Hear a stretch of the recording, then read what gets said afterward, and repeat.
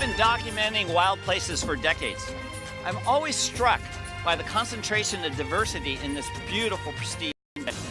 I'm Art Wolfe. Join me on this journey to the edge.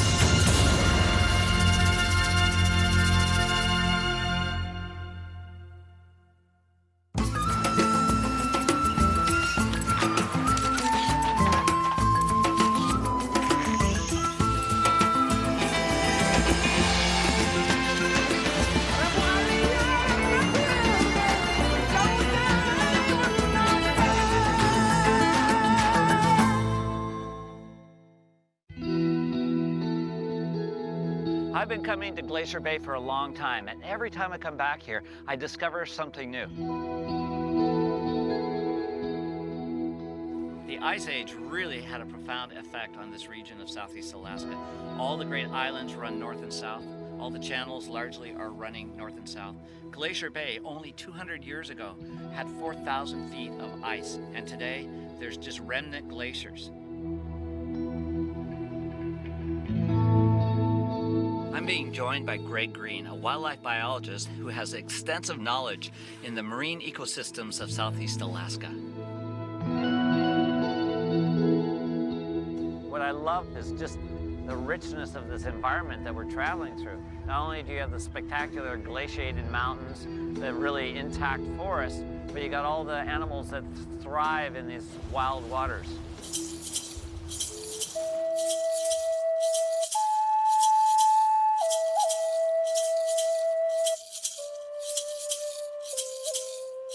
All up and down the West Coast, and especially true in Southeast Alaska, cultures use totem poles to really symbolize the animals that they revered and respected, the eagles, the orcas, and the raven.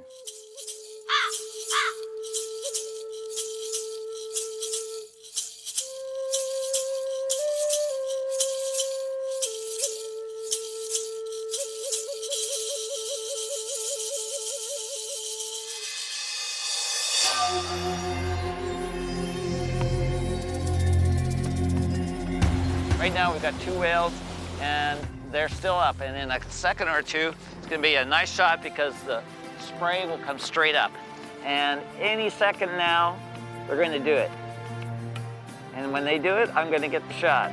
1, 2, there we go, beautiful, and the second one will come up, there we go.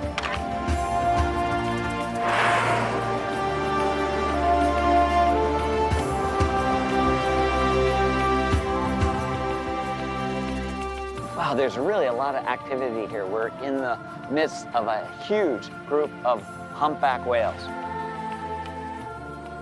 That's so beautiful right now with the calm water, the even light, the way these spouts just really hang in the air.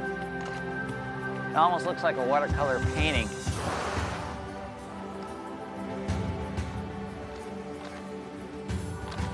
And the sound of it is so beautiful.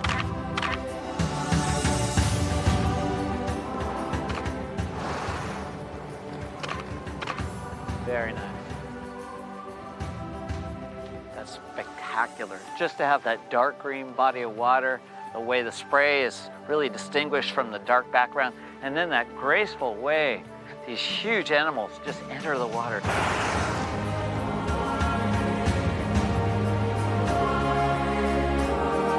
When do they start heading south, and where are they going?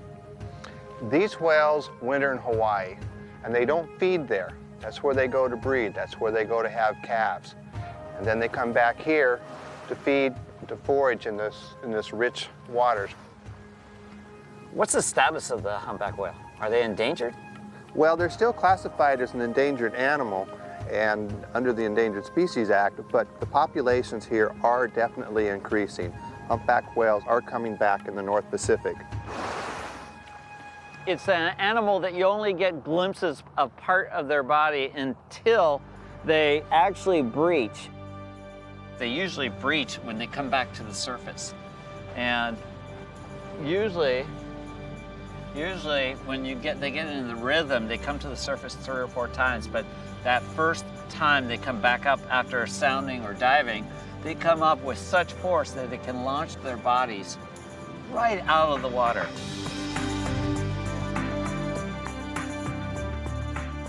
These whales should be coming up any second. I got it, I got it. That is amazing. That was fantastic. Just a sequence of 2 or 3 shots, and there's more coming up right now.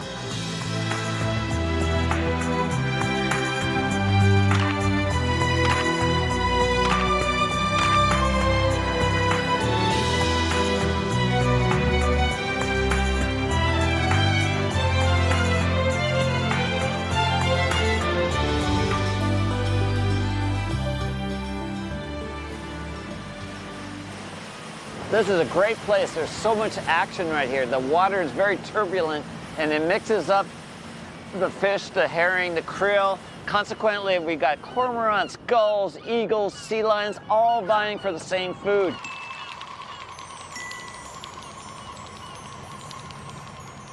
Really great for the heart and for the mind to see an environment that is largely intact. The forests are all the way from the top of the ridges all the way to the water line. No clear cuts, no roads, no buildings along the shore.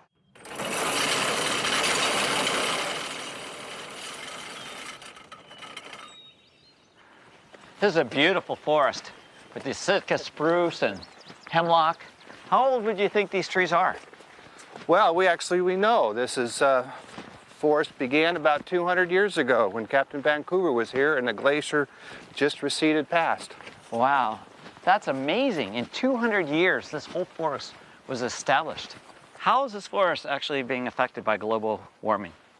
Well, one of the things that we are seeing is the decline of Alaskan yellow cedar, and that seems to be as a result of decline in snowfall levels. So what's taking the place of yellow cedar? Well, at this stage, nothing. We're waiting to see how global change and climates are going to affect all of Southeast Alaska. Nothing stays the same. Nothing at all.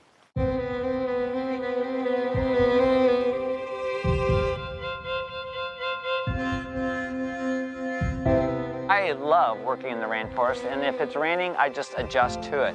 And the subjects here are many and varied. There's some beautiful lines, abstract details. This becomes now my subject.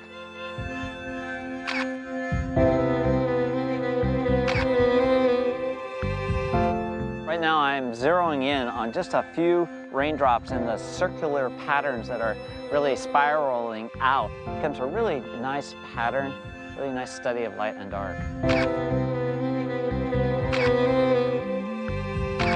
I've got a really nice shot here of fungus and dripping moss, and it's a great change from shooting the grand landscapes of glaciers and mountains to come into this forest.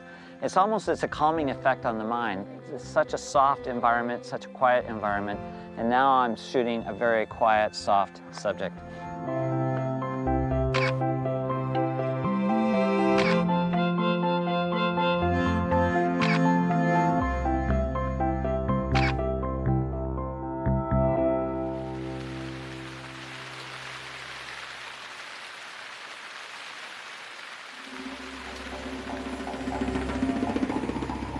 This is Dundas Bay. It's part of the national park, and it's a great habitat for black bears that come out of the forest in hibernation in the spring.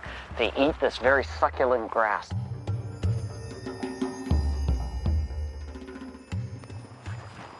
This is the sign of a bear. Okay. The tops of this grass is all cut off from where it's eaten, and he's really pressed the grass as he's walked up this creek. And the fact that the grass is still pretty much bent means he's come through in the last day, maybe in the last couple hours.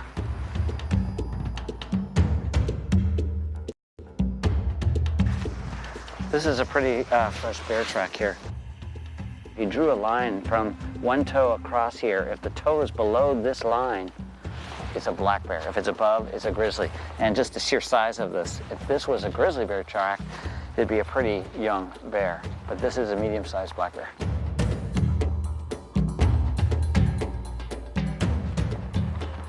There's a bear not too far away from here.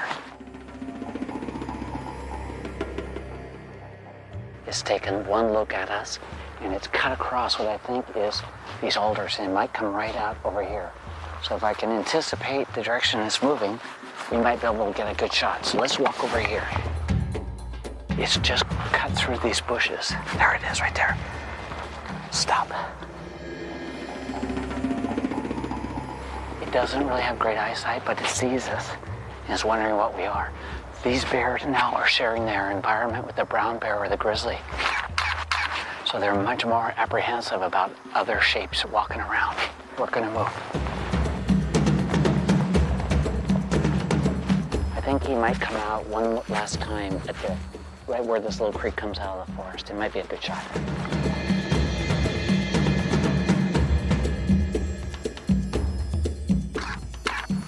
This is a nice situation because this bear is nice and relaxed. We're getting our shots, we've moved slow, and every time it stopped, we stopped.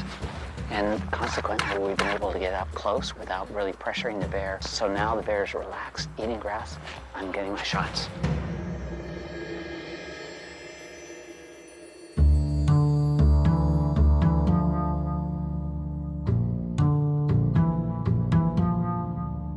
One of the iconic animals here in Southeast Alaska are the orcas. They're very hard to predict, and often you never see them. What we try to do with these orcas is discern the direction they're heading, then go way ahead, and then the choice is for the orca to either come towards us or give us a wide berth. And often they come right next to us as long as we're not chasing them.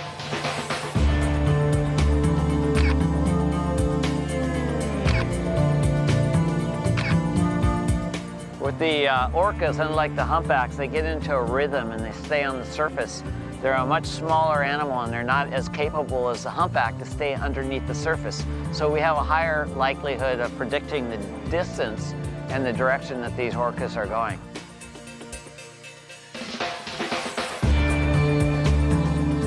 They're only above the surface for a split second, and I don't want to miss that.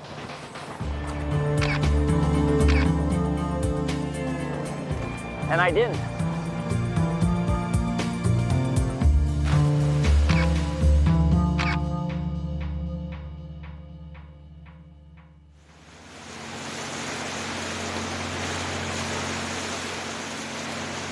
As we entered Glacier Bay, it's really interesting to see how the glaciers have carved and shaped the land.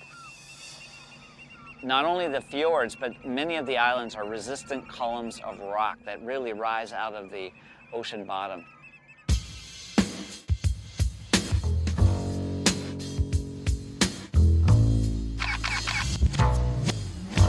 There's just so much wildlife in this really rich environment. And right now there's an eagle flying, beautiful, being trailed by gulls.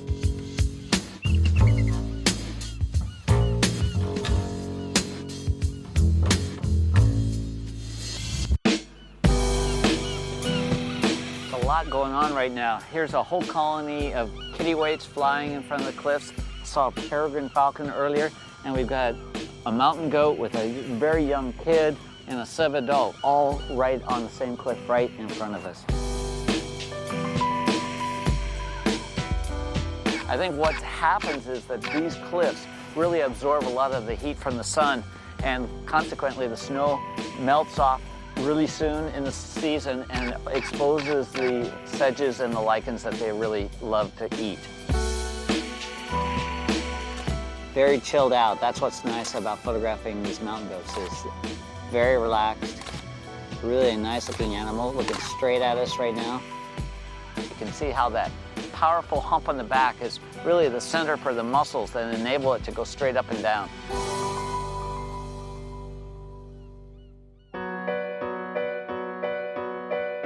This is a nice opportunity with a mother and two cubs. The babies are so cute.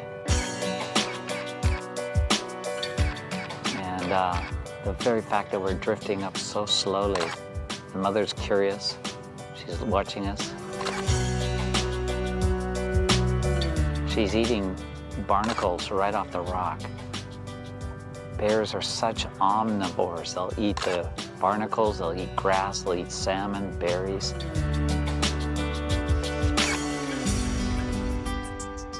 It's great to hear the baby cry. Almost like a human baby right now. They are so young. They haven't been out of the den very long.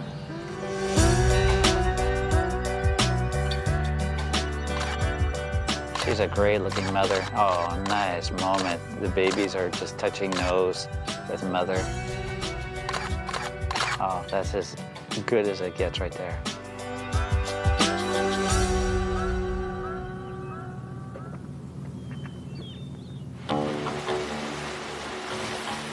We're easing up onto this colony of northern sea lions on the north side of this island.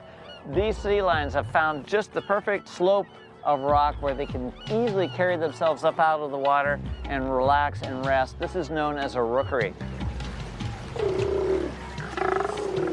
I'm going to try to get an establishing shot of the colony, and then I'll be looking slowly across the colony for individuals that might be interacting, a male and a female, or even two males that be fighting over a female.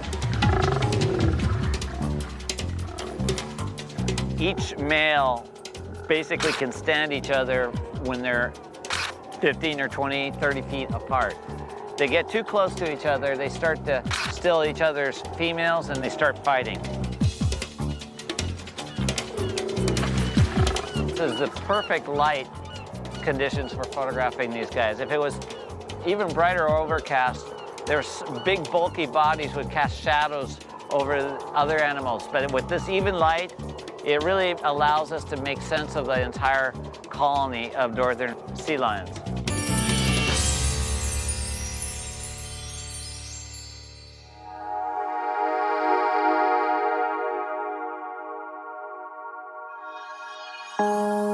As we head further up the bay towards the glaciers, the terrain gets rockier and the water becomes much colder. The glaciers that feed fresh water into Glacier Bay are retreating at an amazing rate.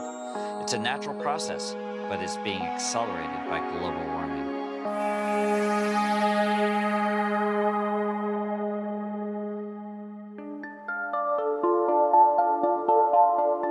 I love this environment. It's just like kayaking through a huge watercolor painting to me. It's hard to fathom that this entire fjord was carved out by huge glaciers, much, much larger than these tiny little guys now, these tidewater glaciers. 200 years ago, how deep do you think the ice was right where we are?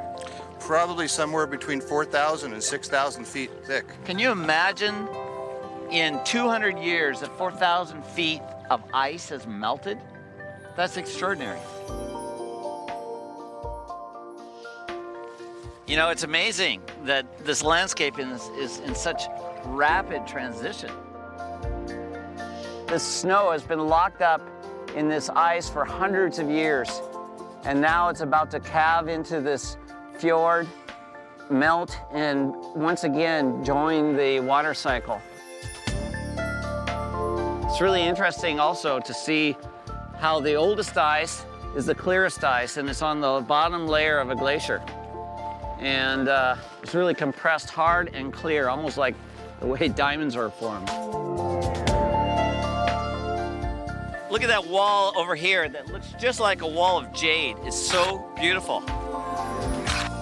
I'm so privileged to be able to come into an environment like this and see things that most people don't have an opportunity to see. Just this out-of-worldly location is extraordinary.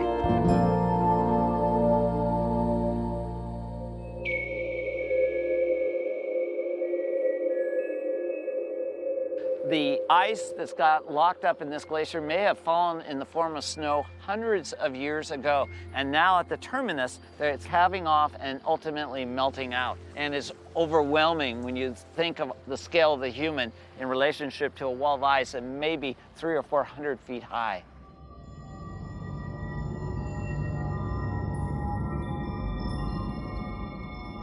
I love photographing this environment because it's so abstract with the colors, the lines, the textures of this great glacier.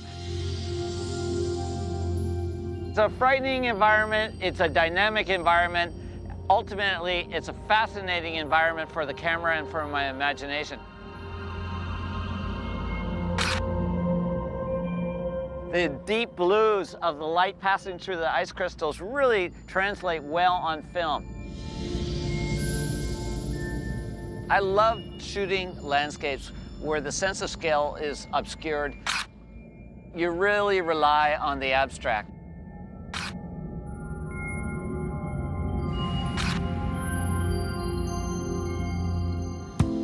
As my eye adjusts to this dynamic landscape, I find more and more shots to shoot. And right now, I'm concentrating on just the reflections of these very circular icebergs with their very subtle gradients of white all the way to deep blue.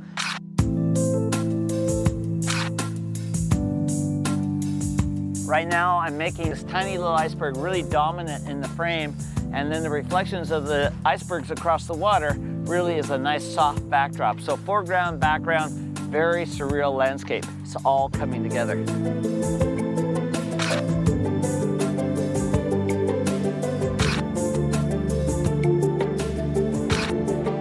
And just verifying in the back of my camera, and I can see that I'm getting exactly what I want.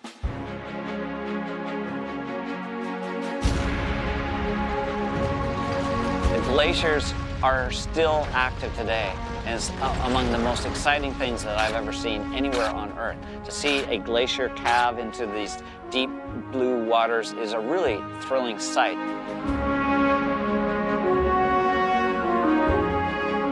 It's like explosions going off in front of you.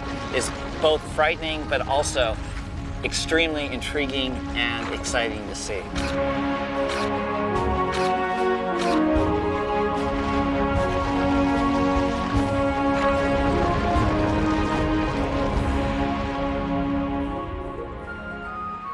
So much of this area has been protected over the years with great legislation, setting aside Glacier Bay and all the regions around it for protection forever. And yet, the great unknown is what impact will global warming have on this very fragile ecosystem?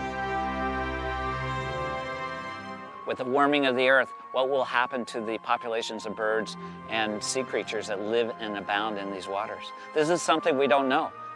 We'll have to wait and see.